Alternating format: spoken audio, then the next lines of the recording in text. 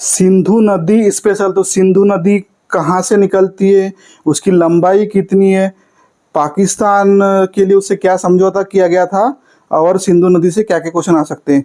तो सिंधु नदी को इंडस नाम से भी जाना जाता है, अगर क्वेश्चन आएगा तो क्या इंडस भी कहा जाता है।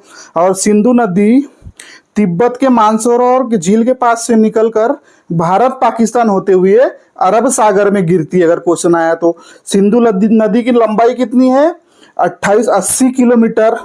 और सिंधु नदी विशेष के लिए एक सिंधु जल समझौता हुआ था 1960 में भारत और पाकिस्तान में।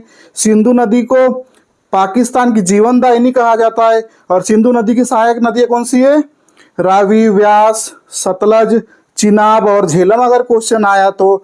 और सिंधु नदी के किनारे भारत की प्राचीन सभ्यता थी सिंधु घाटी सभ्यता, जिसको हड़प्पा सभ्यता कहा गया था, जिसकी खोज अगर बोले तो किसने किया था, 1921 में दयाराम साहनी ने। और बात की जाए भारत की सबसे लंबी नदी, अगर क्वेश्चन इसी स्पेशल में बात की जाए तो गंगा। एशिया की सबसे लंबी नदी यांगत्से। और विश्व की बात करें तो सबसे लंबी नदी नील नदी। तो अपन नदियों में अभी ये श्रृंखला प्रारंभ कर रहे हैं, इसमें पूरा अच्छे प्रारूप में मैं आपको पूरा डिटेल दूंगा, है ना। तो सिंधु नदी 2880 किलोमीटर लंबी, कहाँ से, तिब्बत के मानसरोवर से अरब सागर में गिरती है, 2880 किलोमीटर लंबी है, ठीक है।